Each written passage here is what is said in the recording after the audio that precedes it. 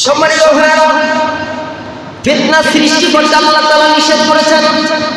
এই হুদের মধ্যে আল্লাহ তাআলা বলেছেন তোমরা ফিতনা সৃষ্টি করো না এবং অন্যের অধিকার তোমরা নষ্ট করো না, অন্যের অধিকার তোমরা নষ্ট করো না এবং মানুষের সাথে খারাপ ব্যবহার করো না, মানুষের সাথে তোমরা খারাপ ব্যবহার করো না এবং অন্যকে ছোট করা এটা আল্লাহ পাকের নিকট সবচাইতে বড় গুনাহ।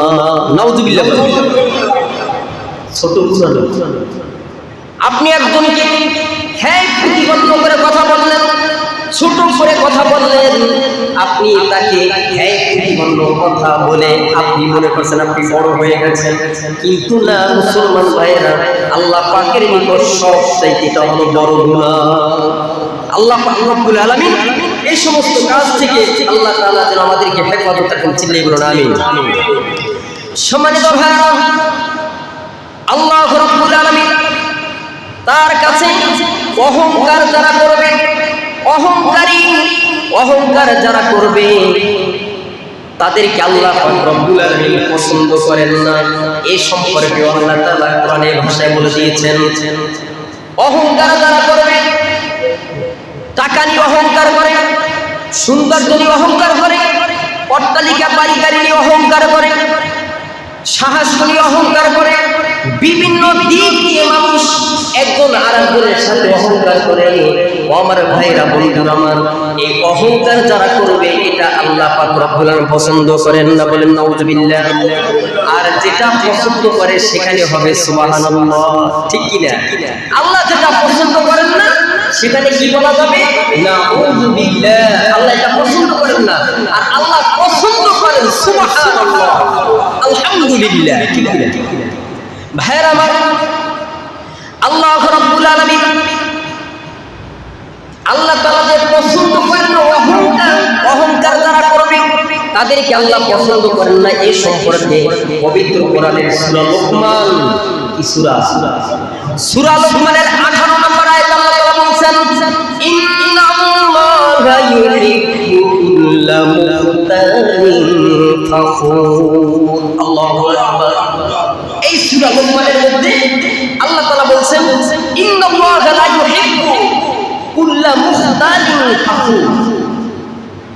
আল্লাহ রাব্বুল আলামিন বলেন, নিশ্চয়ই আল্লাহ রাব্বুল আলামিন দাম্ভিকতা অহংকারকারী যারা করবে আল্লাহ তাআলা তাদেরকে পশ্চিমকালেও পছন্দ করেন না। নাউযুবিল্লাহ। আল্লাহ পছন্দ করেন না যে ব্যক্তি অন্যকে তুচ্ছ তাচ্ছিল্য করে। আমরা এভাবে বলি না, তোর মাথায় কোনো জ্ঞান নেই, তুই একটা বোকা শোকা মানুষ, তাকে প্রতিপন্ন করে আপনি কথা বলেন। এই আয়াতের মধ্যে কি বললেন? যে ব্যক্তি অন্যকে তুচ্ছ জ্ঞান করে কথা বলবে, খারাপ ব্যবহার করবে এবং সে অহংকারে ভুগছে, সে অহংকারের একটি ব্যাধি, একটি রোগ নিয়ে সর্বক্ষণ ঘোরাফেরা করে। ভাই, কথাগুলো খুব কঠিন কথা, যে অহংকার সবার মধ্যেই আছে, আছে কি না? আছে। এখানে যে আল্লাহ তাআলা বললেন কোন মানুষকে ছোট করে কথা বলা যাবে না, তুচ্ছ তাচ্ছিল্য করে কোন মানুষকে কথা বলা যাবে না, কোন মানুষের সাথে খারাপ ব্যবহার করে কথা বলা যাবে না। ওই বান্দা যদি আপনার কথার দ্বারা একটু কষ্ট পায়, কারণ এই কোরআনের আয়াত দ্বারা যা বুঝলাম আল্লাহ তাআলা নারাজ হয়ে যায়। কারণ তোমরা যদি আল্লাহর ভালোবাসা দাবি করো তবে মানুষের ভালোবাসা অর্জন করতে হবে। মানুষকে ভালোবাসতে শিখো, মানুষকে ভালোবাসতে শিখো, নবীকে ভালোবাসতে শিখো, আল্লাহকে ভালোবাসতে শিখো। ভালোবাসার মানে কি গালমন্দ করা? আর মেয়ে, আপনি যাকে ভালোবাসবেন সামনেও ভালোবাসবেন, পিছনেও ভালোবাসবেন। সামনে ভাসাইয়া দিলেন, পিছনে গোড়া কাটবেন। মুনাফিক, এটাকে কি বলা হয়? মুনাফিক। মুনাফিকের স্থান হচ্ছে জাহান্নামের সর্বনিম্ন স্তরে, যেখানে নাফরমানের, যেখানে কাফেরদের স্থান, সেখানে একজন মুসলমান হয়ে আপনি নাফরমান হয়ে, এই যে আপনার মুনাফিক হয়ে একটা একটা নাফরমানের কাতারে কেন যাইব? আপনি আমি মুসলমান, নবীর উম্মত, আমরা আমাদের ভাষা থাকবে কোমল নরম, একদম সফট নরম থাকবে। যেই নরম ভাষায় কথা বললে মানুষ, আমি একটু এখন গরম হয়ে কথা বলছি, কারণ কি জানো, এখানে গরম এসেছে, আবার নরম আছে। কোরআন হাদিসের মধ্যে গরম নরম সবই আছে। আবার আপনি যার সাথে কথা বলবেন,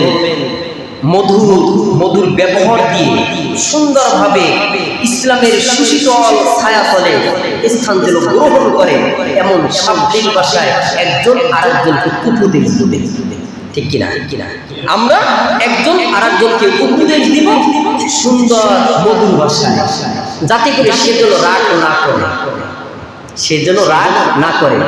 এমন কথা বলবো না ওই বেচারায় তার 100 মেজাজ গরম হয়ে গেছে, আর আপনি তো একটা ভালো উপদেশ দিলেন, আপনার কথার কারণে ওই বেচারায় কেন রাগ হয়ে যাবে? কেন রাগ হবে? এই যে আমি তো গরম ভাষায় কথা বলছি, আপনার রাগ করছেন, কেউ করেন? কেন করেন? জানেন যে এখানে কোরআন হাদিসের কথা, এটা আল্লাহ রাসূলের কথা। আল্লাহ রাসূলের কথার মধ্যে এখনো যায় নাই, এখনো কোরআনের মধ্যে আছে। আল্লাহ পাকের কথা যে শিক্ষক যখন ছাত্রকে উত্তম মাধ্যম দেয়, ভালোর জন্য দেয়, আর এই সন্তান, এই আপনার ছাত্র যদি মনে করে স্যারে আমাকে মানল গেল, এই স্যারের প্রতি যদি আবার প্রতিশোধ নেয়, তার জীবনটা বরবাদ হয়ে যাবে। ঠিক কিনা? বুঝতে হবে, পিতা মাতা আর উস্তাদ এই দুনিয়ার জমিনের বুকে সর্বশ্রেষ্ঠ। এই 3 ব্যক্তির দোয়া সঙ্গে সঙ্গে কবুল হয়ে যায়, কোনো পর্দা থাকে না। বাপ মা উস্তাদ এদের কথাই মেনে নিতে হবে। তাদের কথা না মানলে বড় হওয়া সম্ভব নয়। বড় হবে মূর্খ হয়ে এই দুনিয়াতে আপনার জীবন যাপন করতে হবে। পিতা মাতা উস্তাদ এরা আপনার ভালো চায়, ভালো জিনিসটি আপনাকে বাতলাইয়ে দেয়, বলে দেয় আপনাকে ইহদিনাস সিরাতাল মুস্তাকিম, সরল এবং সঠিক পথের দিশা আলো দেখায়। পিতা মাতা আর উস্তাদ এদেরকে সম্মান করা দরকার আছে কি নাই? না বেজ্জতি করবেন? আহা, করবেন তো কপালে ভোগ আছে, কিচ্ছু বলবে না তারা। বিচার দিবসের মালিক, তার নাম কি? আল্লাহ। তার নাম কি? মালিক ইয়াউমিদ্দিন। যিনি সেই বিচার দিবসের মালিক, সেখানে কোনো ঘুষের কোনো আদান প্রদান নেই। সেই মালিক ইয়াউমিদ্দিন, যিনি বিচার দিবসের মালিক, আমার রব, যিনি আপনাকে আমাকে সৃষ্টি করেছেন, সেই রবি এর ফয়সালা করে দিলাম ইনশাআল্লাহ। বেদবের স্থান জাহান্নাম, জাহান্নামের সর্বনিম্ন স্থান হচ্ছে বেদবের স্থান। ভাইয়েরা, এখন যে আল্লাহ তাআলা বলছেন, ওই বান্দা যে অহংকার করে, সে অহংকারে ভুগছে। অহংকার একটি ব্যাধি, একটি রোগ, এ নিয়ে সে সব সময় ঘোরাফেরা করে। আল্লাহ তাআলা এই অহংকার থেকে আমাদের সকলকে যেন মুক্ত করে দেন। চিল্লাইয়ে বলুন আমিন।